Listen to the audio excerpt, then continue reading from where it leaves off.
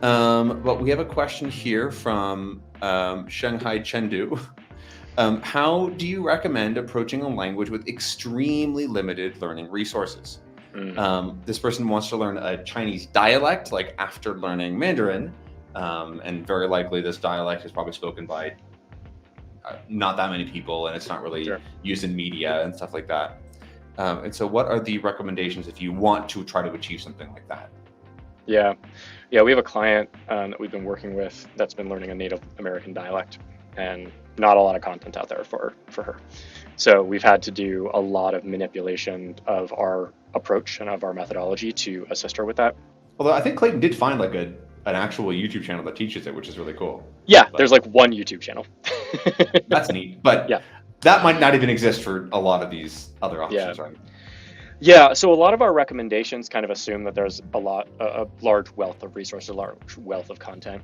Mhm. And when we actually start working with a language or somebody who's trying to learn a lesser known language, we have to basically go back to the drawing board and figure out what currently exists and what they currently have access to, either native speakers or classes, potentially identifying native speakers that they can talk to, and try to craft a approach that uses the resources that are available.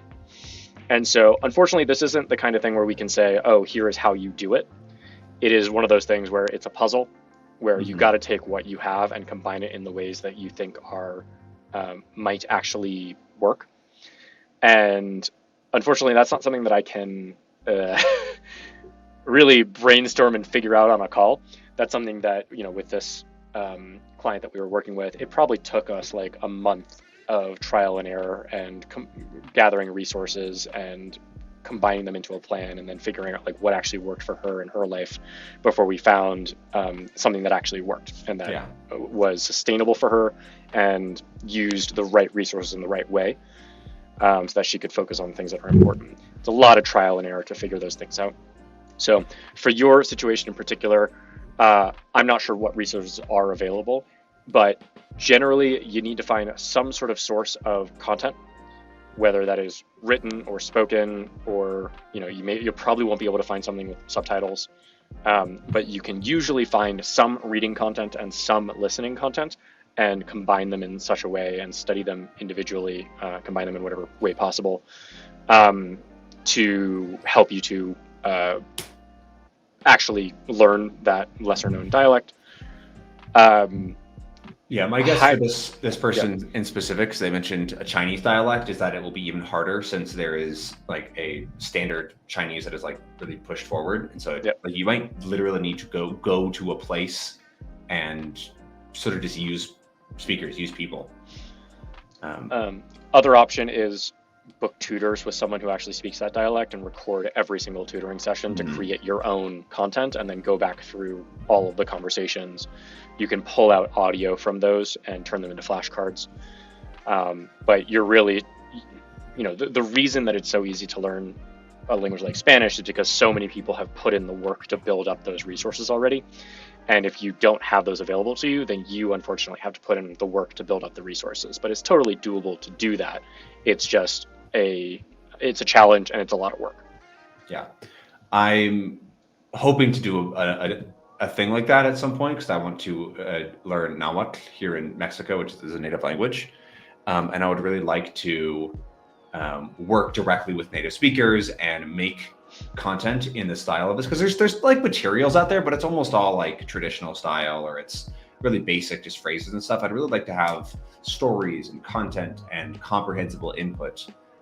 But I will basically be making all that. I'll be working with people and saying, okay, we are trying to do this for me, and it's probably going to be time intensive, and it's probably going to cost me a good little bit of cash to have people essentially make all this. But reusing content a lot, super multi-pass method will be how I go about it. Yeah, the other recommendation that I would make is create a personal library for yourself. Yeah. So whether it's a spreadsheet or a Notion workspace or even just a text document, record every single resource, TV show, content, whatever you find, record it all. Don't lose track of anything. because that will allow you to return to things over time, and it'll allow somebody in the future, if you share it publicly, it'll allow somebody else to benefit from the work that you've done. So one of the things that we love about the Refold community is how dedicated and passionate the learners are. And we want to make sure that the effort that they're putting into gathering their own resources, creating their own content, creating their own resources, doesn't need to be repeated and reinvented over and over again. We want that information to be stored and shared with other learners. So that everyone doing that for check, because it's like there's tons of stuff, but it's like all over the place. It's not really for learners, and so I'm trying to make it easier for the next person after me. Yep. Yeah, I think the personal libraries are a really good way to think about it. Yeah, and a big thank you to everyone in the community who puts in that effort and time. We really appreciate it. Other learners really appreciate it. Totally. And we definitely want to do more to facilitate that collection and organization into the future. Mm-hmm. I think that's something that's always in our minds. We've got so many different things on the roadmap that we want to do in order to facilitate that process. Not the roadmap, but like sorry, our product roadmap. Yes. Yeah. Because we get this feedback. We actually just got this feedback from someone yesterday. That's like, oh man, I would pay so much money if you just like organized all these resources for me, so that I didn't have to do it myself. It's like, yeah, we can definitely provide that value.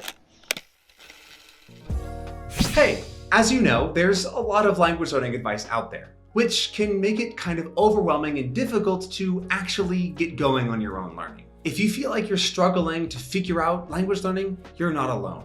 It's an extremely complicated process with tons of different steps. If you're looking for a step-by-step guide to create the perfect language learning routine for you, then you have to check out our new course. We spent thousands of hours designing a simple and straightforward process that you can use to create your own personalized language routine that actually works. We understand that every learner is different and that you have to roll with the punches and adapt. Every day for 30 days, I walk you through everything you need to know to build an effective learning routine, no matter your circumstances. We give you the advice and resources you need to ensure your success, so you don't have to waste time looking for stuff to do and can focus on learning. And if any questions do come up, don't worry. We are always there to answer any questions and clear up confusion. And it's all backed by our 90-day, no questions asked, money-back guarantee. If, for whatever reason, something's not quite working for you, we insist you get every penny back. It's time for you to stop wishing that you could learn a second language. It's time to become the master of your language learning journey. Check out the link below to get instant access and start your journey today.